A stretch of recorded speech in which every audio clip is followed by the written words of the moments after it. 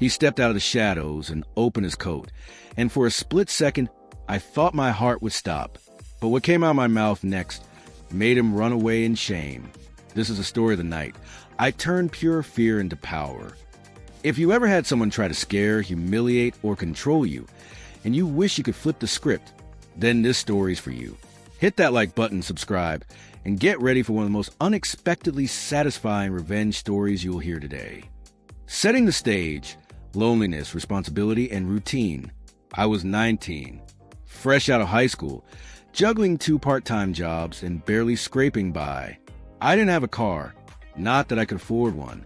So every day, I rode the buses around Minneapolis. It wasn't glamorous, but it was reliable. Usually, the Nicollet Mall was my transfer point, a long, open street downtown, where only buses were allowed. By day, it buzzed with office workers and food trucks. By night, it was something else. The lights flickered. The glass shelters reflected empty streets. Sometimes you'd see someone talking to themselves, pacing, muttering. It wasn't a place you wanted to linger, but when you're 19 and broke, you don't always have a choice. Emotional context: a heavy night. That night, I was drained. I'd just left the hospital after sitting with my mom for hours. She'd had a rough week, complications from a surgery, and I didn't want her to feel alone. When I finally left, it was after midnight. The streets were empty, the air biting cold. I pulled my jacket tighter and told myself, just one more bus, then you can crash. As I reached the Nicollet Mall, I could hear the hum of the streetlights and the occasional rumble of a distant bus. I ducked into the glass shelter, the fluorescent lights buzzing overhead. It was quiet, too quiet. You know that kind of silence that makes your heartbeat sound like thunder in your ears? That was the kind of night it was. The first sign of danger. I checked the schedule on my phone. 10 minutes until my transfer. Then I looked up. A man was walking down the center of the mall. Tall, broad shoulders, moving fast, like he had somewhere very specific to be. At first, I tried to ignore him. Minneapolis had its fair share of night wanderers. But as he got closer, my instincts kicked in. He wasn't just passing through. He was heading straight for the shelter. I could feel my pulse quicken. I shifted my bag closer, my muscles tense but ready. Maybe he's just cutting through, I told myself. But deep down, I knew he wasn't. Confrontation. He reached the glass. For a split second, our eyes met. And something in his stare made my stomach drop. Predatory. Cold. Calculated. Then, without a word, he opened his coat. It took me a second to register what I was seeing. My mind froze, disbelief, disgust, and terror all crashing together.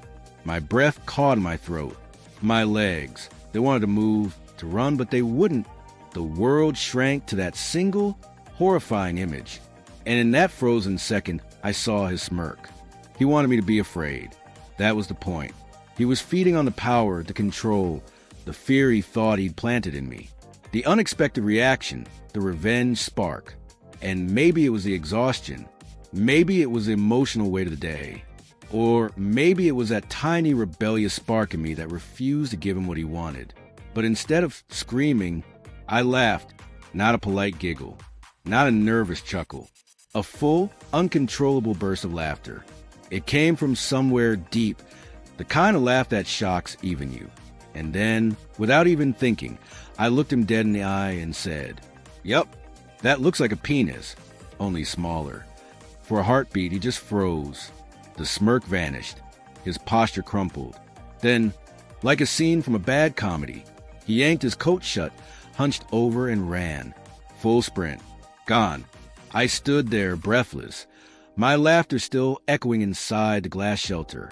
And for the first time that night, I wasn't the one who felt small. Aftermath. Power through humor. When the bus finally arrived, I climbed on, hands still shaking. The driver looked at me, concerned. "You okay?" I nodded. "Yeah," I said quietly. "I think I just scared someone off." As the city lights blurred past the bus window, I replayed the moment over and over. It could have gone so differently. If I'd screamed, maybe he'd have felt victorious. If I'd cried, he'd have gotten the reaction he came for. But instead, I'd humiliated him, publicly, painfully, and with nothing but laughter. That laughter became my armor. Because here's the truth most people don't realize. Predators don't crave violence. They crave control. And the moment you refuse to play by their script, they lose everything. Flashback reflection, from fear to empowerment. In the days that followed, I told a few close friends what happened. Most were shocked, a few angry, but one friend, a psychology student, said something that stuck with me. She said, "You gave him the worst punishment possible, shame." She explained that people like that thrive on fear. They want to be seen as powerful, dangerous, dominant. But the second you strip that illusion away, make them ridiculous, pathetic, you break their fantasy. And that's exactly what happened that night. I hadn't planned it. I wasn't some fearless vigilante. I was a tired, scared 19-year-old who decided, in one split second, that laughter was stronger than fear. Scene 8. Turning it into a broader message. Years later, when I think about that night, I realize it wasn't just about revenge. It was about reclaiming control. Because sometimes life corners you in bus shelters, in bad relationships, in toxic workplaces, and you're expected to shrink, to submit. But power doesn't always come from shouting or fighting back. Sometimes it comes from refusing to give them what they want. Laughter, calmness, confidence. Those things confuse people who expect weakness. And when you can laugh in the face of someone trying to hurt you, you've already won. That night, that man thought he could make me a victim. He thought he could walk away feeling like a monster and leave me feeling powerless. Instead, he ran, coat flapping behind him, humiliated, stripped of every ounce of control he thought he had. And me?